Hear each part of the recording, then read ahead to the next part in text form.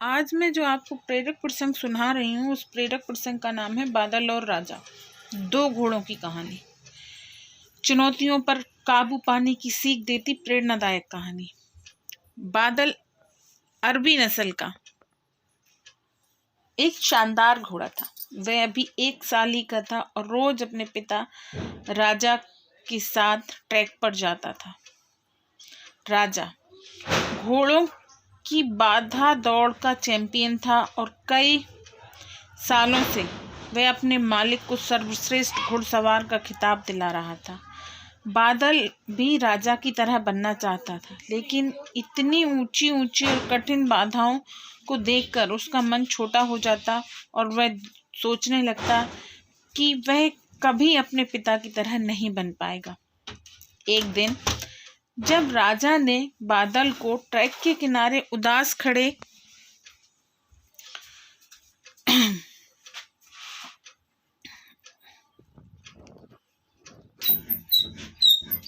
खड़े देखा तो बोला, क्या हुआ बेटा, तुम इस तरह उदास क्यों खड़े हो?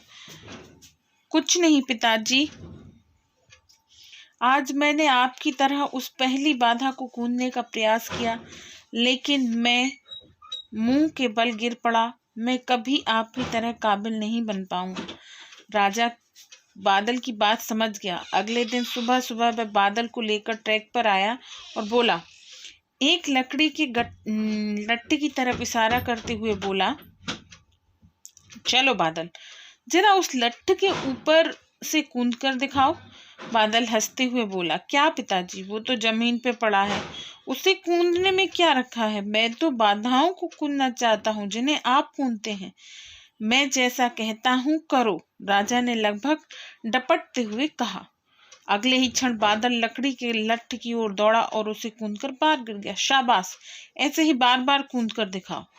राजा का उत्साह बढ़ता गया। अगले कई दिन बादल उत्साहित था कि आज उसे बड़ी बाधाओं को कूदने का मौका मिले, पर राजा ने फिर उसी लट्ठ को कूदने का निर्देश दिया।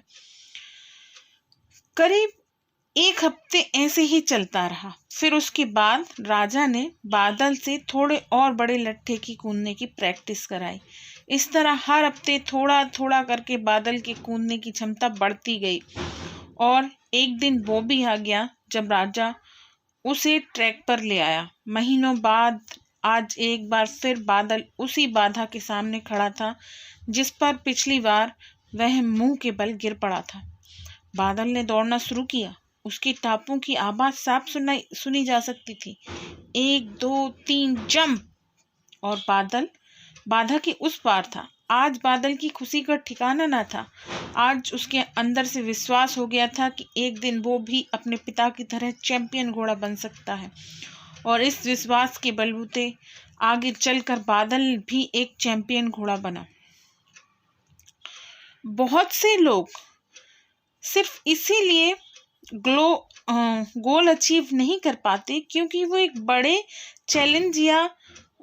चैलेंज को छोटे छोटे चैलेंज में डिवाइड नहीं कर पाते। इसीलिए अगर आप भी अपने लाइफ में एक चैंपियन बनना चाहते हैं, एक बड़ा लक्ष्य हासिल करना चाहते हैं, तो उसे पाने के लिए आगे बढ़िए। छोटी छोटी बाधाओं को पार करिए। उस बड़े गोल को अचीव कर अपने जीवन को सफल बनाइए।